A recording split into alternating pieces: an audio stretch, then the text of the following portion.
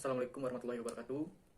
Video kali ini menjelaskan materi tentang e-commerce, digital markets, digital goods yang akan disampaikan oleh saya Anggi Andrian dan rekan-rekan saya yaitu Brian Montiputra, Cornelia Dwi, Dava Bianata, dan David Kurniawan. Langsung ke materi pertama yaitu apa sih fitur unik dari e-commerce, pasar digital, dan barang digital. Yang pertama yaitu kemudahan akses yang ditunjang oleh perangkat-perangkat mobile saat ini, lalu waktu yang relatif fleksibel sesuai dengan kebutuhan pengguna. Yang ketiga, penggunaan perangkat mobile yang makin canggih sehingga mendukung di situasi apapun. Yang terakhir, tentunya hal tersebut harus ditunjang oleh koneksi internet untuk memulai pencarian di situs World Wide Web. Ada 3 kata kunci e-commerce saat ini, yaitu meliputi social, mobile, dan lokal. Berikutnya e-commerce today, yaitu e-commerce yang mengacu pada penggunaan internet dan website untuk bertransaksi bisnis. Lebih formalnya, e-commerce adalah tentang transaksi komersial yang diaktifkan secara digital antar organisasi dan individu. Sebagian besar ini mengacu pada transaksi yang terjadi melalui internet dan website. Jika melihat sejarahnya, e-commerce dimulai pada tahun 1995 ketika salah satu portal internet pertama, Netscape.com, menerima iklan pertama dari perusahaan besar dan mempopulerkan gagasan bahwa website dapat digunakan sebagai media baru untuk iklan dan penjualan. Pertumbuhan e-commerce yang sangat pesat di tahun-tahun awal menciptakan gelembung pasar di saham e-commerce. Sejumlah besar perusahaan e-commerce gagal dalam proses ini. Namun bagi banyak orang lain seperti Amazon, eBay, Expedia, dan Google hasilnya lebih positif. Melonjaknya pendapatan model bisnis yang disempurnakan yang menghasilkan keuntungan dan kenaikan harga saham. Ini merupakan grafik pertumbuhan pendapatan platform e-commerce yang menunjukkan sentimen positif di mana revenue mengalami peningkatan tiap tahunnya. Seperti yang sebelumnya sudah dibahas, kalau e-commerce pertama yaitu adanya periklanan dalam situs web, pada dasarnya display ads atau tampilan layanan digital berbasis sama seperti iklan yang tampil di televisi. Hanya saja ini diterapkan pada situs-situs website e-commerce.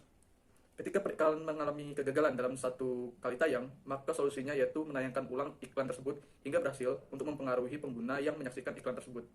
Selanjutnya yaitu the growth of e-commerce yang diawali oleh transformasi bisnis yang menjadikan e-commerce tetap menjadi bentuk perdagangan dengan pertumbuhan tercepat jika dibandingkan dengan toko retail fisik, layanan, dan hiburan.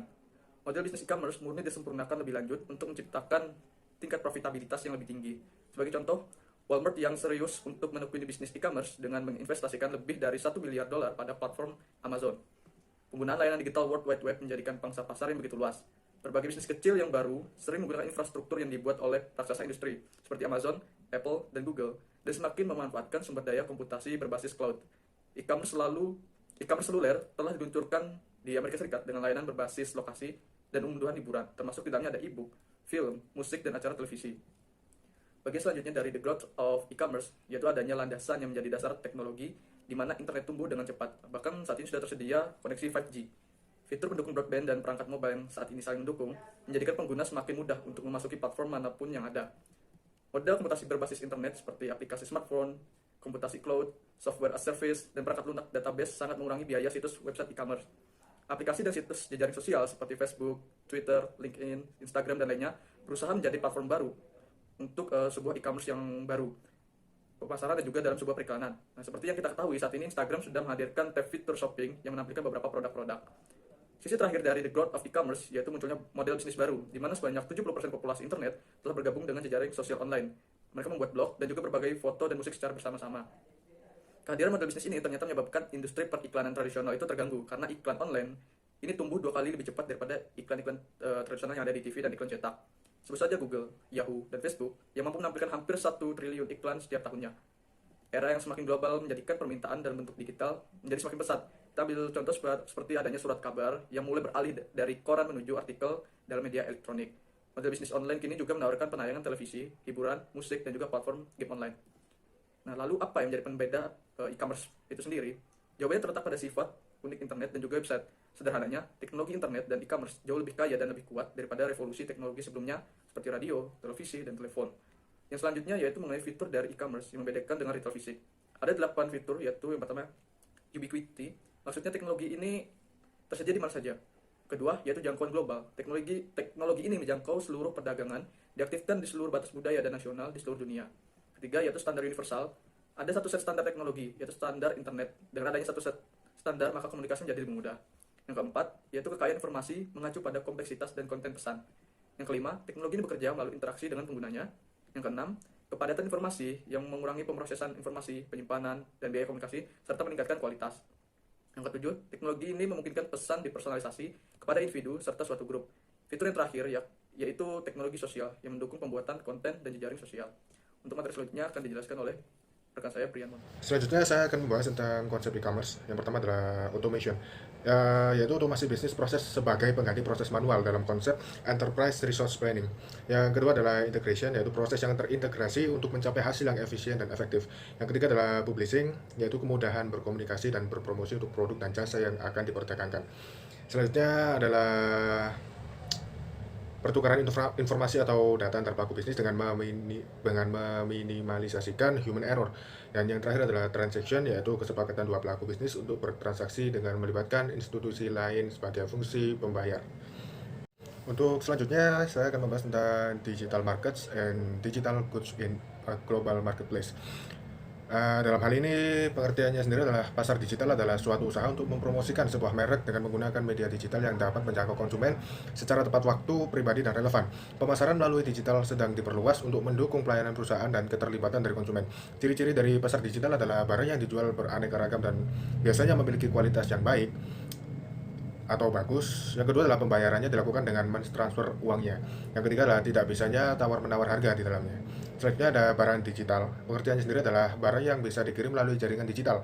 Salah sebagai contohnya adalah track musik, video, film Hollywood, perangkat lunak, surat kabar, majalah, dan buku semuanya dapat diungkapkan, disimpan, dikirim, dan dijual sebagai produk digital murni. Dan untuk yang akan saya bahas pada terakhir adalah types of e-commerce dan e-commerce business model. Ada 7 poin dalam hal ini. Yang pertama adalah business to business atau B2B. Website e-commerce B2B melakukan kegiatan transaksi elektronik antara perusahaan satu dengan perusahaan lainnya. Website jenis ini umumnya digunakan oleh produsen dan grosir atau grosir dan pengecer. Contohnya adalah busy.co.id atau ralali.com. Yang kedua adalah business to consumer atau B2C. Dijelaskan bahwa website e-commerce B2C adalah kebalikan dari B2B. Website jenis ini melakukan kegiatan transaksi online antara produsen atau perusahaan dengan konsumen akhir. Bisnis ini berhubungan langsung dengan konsumen perorangan atau grup dan bukan dengan perusahaan atau bisnis lainnya. Sebagai contoh adalah bineka.com atau lazada.co.id. Selanjutnya adalah consumer to consumer atau C2C. Website ini mengusung model bisnis yang melibatkan transaksi antar konsumen. Kedua pihak tidak bertemu secara langsung, namun hanya lewat platform online pihak ketiga, contohnya Tokopedia, Bukalapak, atau Gig Avenue. Selanjutnya adalah consumer to business atau C2B. Website e-commerce C2B adalah kebalikan dari C2C. Website jenis ini melibatkan transaksi dari konsumen ke perusahaan. Konsumen akan menawarkan produk atau jasa kepada perusahaan yang membutuhkannya. Contohnya adalah Google AdSense atau iStockphoto.com. Selanjutnya ada business to administration. Website ini mencakup kegiatan transaksi online yang terjadi antara perusahaan dengan administrasi publik. Jenis e-commerce ini melibatkan layanan pemerintah, contoh pajak.co.id atau BPJS Ketenagakerjaan. Selanjutnya adalah consumer to administration. Website e-commerce C2A memiliki model bisnis yang sama dengan B2A. Hanya saja C2A melibatkan transaksi antara konsumen atau individu dengan administrasi. Sebagai contoh, BPJS Kesehatan atau pajak juga yang memakainya. Dan yang terakhir adalah online to offline. Website e-commerce O20 mengusung model bisnis untuk menarik pelanggan online agar mau berbelanja ke toko fisiknya. Intinya konsep ini ingin menghubungkan antara saluran online dengan toko fisik. Contohnya yang banyak digunakan adalah mataharimall.com. Baik, selanjutnya yaitu e-commerce revenue model behavioral targeting. Ada beberapa model dalam model digital bisnis seperti berikut. Pertama, portal. Portal seperti Google, Bing, Yahoo, MSN, dan AOL menawarkan web yang kuat, perangkat pencarian serta paket terpadu dari konten dan layanan seperti berita, email, instant messaging, peta, kalender unduhan belanja, musik, video streaming, dan semua itu dalam satu tempat, yaitu seperti portal. Lalu kedua selanjutnya yaitu e-tailer. Toko online retail sering disebut juga dengan e-tailer. Hadir dalam semua ukuran, e-tailer mirip dengan kas toko batu bata dan mortir biasa, kecuali pelanggan hanya perlu terhubung dengan internet untuk memeriksa persediaan mereka dan melakukan pemesanan. Selanjutnya yaitu content provider. Kekayaan intelektual mengacu pada semua bentuk ekspresi manusia yang dapat dimasukkan ke dalam media berwujud seperti teks, CD, DVD, atau disimpan pada media digital atau yang lainnya termasuk web. Lalu selanjutnya yaitu broker transaksi, merupakan situs memproses transaksi untuk konsumen, biasanya ditangani secara langsung atau pribadi oleh telepon atau surat. Broker transaksi online ini proporsi nilai utamanya adalah penghematan uang dan waktu serta menyediakan persediaan produk keuangan dan paket wisata yang luar biasa. Selanjutnya yaitu pencipta pasar. Pencipta pasar membangun lingkungan digital sebagai tempat pembeli dan penjual saling bertemu menampilkan produk, mencari produk, dan membangun harga. Selanjutnya yaitu penyedia layanan. Sementara e-tailer menjual produk secara online, penyedia layanan menawarkan layanan online seperti Google yang telah memimpin jalan dalam mengembangkan aplikasi layanan software online seperti Google Apps, Gmail, dan layanan data online. Selanjutnya yaitu yang terakhir, community provider, merupakan situs yang menciptakan lingkungan digital online di mana orang-orang memiliki minat yang sama dapat bertransaksi, membeli, dan menjual barang. Bagian seperti kepentingan foto, video, berkomunikasi dengan orang yang berpikiran sama, menerima informasi terkait kepentingan, dan bahkan bermain fantasi dengan mengadopsi secara kepribadian yang disebut avatar. E-commerce model pendapatan. Model pendapatan sebuah perusahaan menggambarkan bagaimana perusahaan akan menghasilkan pendapatan, keuntungan, dan pengembalian superior atas investasi. Meskipun ada banyak model pendapatan e-commerce berbeda yang dikembangkan, sebagian besar perusahaan bergantung pada satu atau beberapa kombinasi dari 6 model, yakni sebagai berikut. Pertama, model pendapatan iklan atau advertising revenue model merupakan sebuah situs web yang menghasilkan pendapatan dengan cara menarik massa atau pengunjung dalam jumlah yang besar, kemudian bisa memberikan penawaran pada produk tersebut. Model ini sering digunakan dalam e-commerce. Yang kedua yaitu pendapatan penjualan atau sales revenue model. Perusahaan memperoleh pendapatan menjual barang, informasi, ataupun jasa pada konsumen. Contohnya seperti Amazon yang menjual buku, musik, dan produk-produk lainnya, LLBN, dan Gap.com semuanya memiliki pendapatan penjualan. Lalu selanjutnya yaitu model pendapatan pelanggan atau subscription revenue model, merupakan sebuah situs web yang menawarkan konten atau tarif layanan pelanggan untuk mengakses beberapa atau semua penawaran yang sedang berlangsung. Model ini sering kali digunakan oleh si penyedia konten. Selanjutnya yaitu model pendapatan premium atau bebas, free premium revenue model. Perusahaan yang menawarkan layanan dasar dan konten secara cuma-cuma sambil memasang tarif premium untuk fitur yang lebih maju atau khusus. Contohnya Google menawarkan aplikasi gratis tetapi memasang tarif untuk layanan premium. Bisa kalau dicontohkan seperti Spotify atau YouTube yang sekarang ada fitur gratis tapi berbayar seperti itu. Lalu selanjutnya model pendapatan biaya transaksi atau transaction fee revenue model. Sebuah perusahaan mendapatkan pembayaran untuk menyediakan atau melakukan sebuah transaksi. Contohnya eBay menyediakan tempat lelang online dan menerima pembayaran dalam nominal kecil dari penjual akan transaksi yang terjadi jika penjual berhasil menjual barangnya. Jika dipikirkan ini seperti lelang ya. Lalu model yang terakhir yaitu model pendapatan afiliasi. Situs web pada model ini disebut situs web afiliasi yang mengirim pengunjung ke situs lain sebagai imbalan dari sebuah biaya rekomendasi atau presentasi penawaran atas penjualan yang terjadi. Contoh seperti Amazon menggunakan afiliasi yang mengawasi bisnis di situs Amazon dengan meletakkan logo Amazon pada blog mereka. Blog personal berbasis iklan sebagian dari program afiliasi. Blogger akan dibayar secara langsung oleh penjual barang atau menerima produk gratis sebagai imbalan mempromosikan produk dan menyediakan tautan untuk jaringan penjualan. Penargetan perilaku mengacu pada pelacakan aliran klik atau riwayat pelaku mengklik individu di ribuan situs web untuk memahami minat dan niat mereka, serta memaparkan mereka pada iklan secara unik sesuai dengan perilaku online mereka. Pemasar sebagian besar peneliti percaya bahwa pemahaman yang lebih tepat tentang pelanggan ini mengarah pada pemasaran yang lebih efisien. Artinya, perusahaan membayar iklan hanya kepada pembeli yang paling tertarik dengan produk mereka dan penjualan serta pendapatan yang lebih besar. Penargetan perilaku terjadi pada dua tingkat, yaitu di situs web individual atau dari dalam aplikasi dan di berbagai jaringan periklanan yang melacak pengguna di ribuan situs web. Mereka memiliki alat untuk merekam situs yang dikunjungi pengguna sebelum datang ke situs web, kemana pengguna ini pergi ketika mereka meninggalkan situs itu, jenis sistem operasi yang mereka gunakan, informasi browser, dan bahkan beberapa data lokasi. Pada bagian tersebut terlihat situs web e-niaga dan platform periklanan seperti Google DoubleClick memiliki alat untuk melacak setiap langkah pembeli melalui toko online dan kemudian seluruh web saat pembeli berpindah dari situs ke situs. Pemeriksaan yang cermat terhadap perilaku pelanggan di situs web yang menjual pakaian wanita menunjukkan apa yang mungkin dipelajari toko di setiap langkah dan tindakan apa yang akan diambil untuk meningkatkan penjualan seperti bagian berikut. Selanjutnya akan diteruskan oleh Berikutnya e-commerce sosial dan pemasaran jejaring sosial. E-commerce sosial adalah perdagangan berdasarkan gagasan digital, grafik sosial, pemetaan, semua hubungan sosial online yang signifikan. Grafik sosial identik dengan gagasan jaringan sosial yang digunakan untuk menggambarkan hubungan offline. Singkatnya, penyebaran informasi ini terus berlangsung dari satu orang ke orang selanjutnya, tanpa batas hingga membentuk jaringan sosial.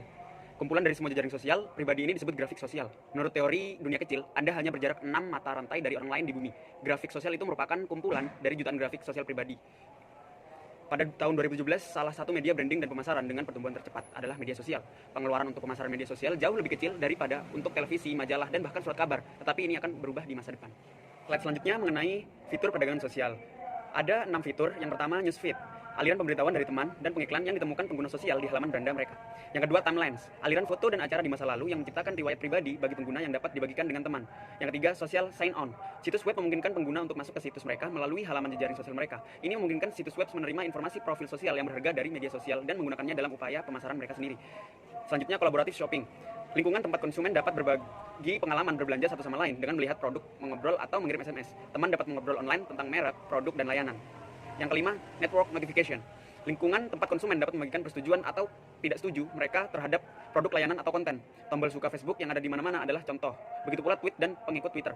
Dan yang terakhir, social search, lingkungan tempat konsumen dapat meminta saran tentang pembelian produk, layanan, dan konten. Meskipun Google dapat membantu Anda menemukan sesuatu, pencarian sosial dapat membantu mengevaluasi kualitas barang dengan mendengarkan evaluasi dari pengguna lain. Berikutnya ada Electronic Data Interchange atau EDI. B2B e-commerce mengacu pada transaksi komersial yang terjadi di antara perusahaan bisnis. Transaksi ini semakin meningkat melalui berbagai mekanisme yang mendukung internet. Sekitar 80% dari e-commerce B2B online masih didasarkan pada sistem berpemilik untuk Electronic Data Interchange. EDI memungkinkan pertukaran komputer ke komputer antara dua organisasi transaksi standar seperti faktur, bill of loading atau tagihan ongkir, jadwal pengiriman, atau pesanan pembelian. Transaksi secara otomatis dikirim dari satu sistem informasi ke yang lain melalui jaringan dengan tujuan menghilangkan pencetakan pada kertas. EDI awalnya mengotomatiskan pertukaran dokumen seperti pesanan pembelian, faktur, dan pemberitahuan pengiriman. Meskipun banyak perusahaan masih menggunakan EDI untuk otomatisasi dokumen, perusahaan yang terlibat dalam pengisian ulang inventaris tepat waktu dan produksi berkelanjutan menggunakan EDI sebagai sistem untuk pengisian ulang terus-menerus. Pemasok memiliki akses online ke bagian tertentu dari jadwal produksi dan pengiriman perusahaan pembelian dan secara otomatis mengirimkan bahan dan barang untuk memenuhi target yang ditentukan sebelumnya tanpa intervensi oleh agen pembelian perusahaan. Selanjutnya yaitu cara baru jual beli B2B. Internet dan teknologi web memungkinkan bisnis membuat etalase elektronik untuk dijual ke bisnis lain menggunakan teknik yang sama seperti yang digunakan untuk perdagangan B2C. Yang pertama, jaringan industri swasta. Biasanya terdiri dari perusahaan besar yang menggunakan situs web aman untuk ditautkan ke pemasoknya dan mitra bisnis utama lainnya. Pembeli memiliki jaringan dan mengizinkan perusahaan dan pemasok yang ditunjuk, distributor, serta mitra bisnis lainnya untuk berbagi desain dan pengembangan produk, pemasaran, penjadwalan, produksi, manajemen inventaris, dan komunikasi tidak terstruktur termasuk grafik dan email. Istilah lain untuk jaringan industri swasta adalah pertukaran pribadi. Yang kedua, pasar bersih yang biasa disebut e-hub. Menyediakan pasar digital tunggal berbasis teknologi internet untuk banyak pembeli dan penjual. Mereka dimiliki industri atau beroperasi sebagai perantara independen antara pembeli dan penjual. Pasar bersih menghasilkan pendapatan dari transaksi pembelian, penjualan, dan layanan lain yang diberikan kepada klien. Peserta di pasar bersih dapat menetapkan harga melalui negosiasi online, lelang, permintaan kutipan, atau mereka dapat menggunakan harga tetap. Nama saya David Kurniawan, ingin menjelaskan tentang layanan perdagangan seluler dan peta kehadirannya. Baik, untuk yang pertama ada m-commerce. M-commerce itu sendiri mewakili sebagian kecil dari total transaksi e-commerce yang mana pendapatannya terus bertumbuh. Ini meliputi layanan berbasis lokasi, perbankan dan layanan keuangan, periklanan dan retail nirkabel, tentunya game dan hiburan. Selanjutnya di sini ada pendapatan perdagangan seluler konsolidasian, di mana apabila kita melihat grafik tersebut, revenue yang didapat dari tahun 2009 dan 2000 sampai 2014 mengalami kenaikan. E-commerce seluler adalah jenis e-commerce B2C yang tumbuh paling cepat meskipun hanya mewakili sebagian kecil bagian dari e-commerce pada tahun 2010. Baik, untuk membangun situs web elektronik niaga, yang pertama itu membentuk tim dengan keterampilan yang dibutuhkan untuk membuat keputusan tentang teknologi, desain situs, kebijakan sosial dan informasi, tentunya perangkat keras, perangkat lunak, dan infrastruktur telekomunikasi.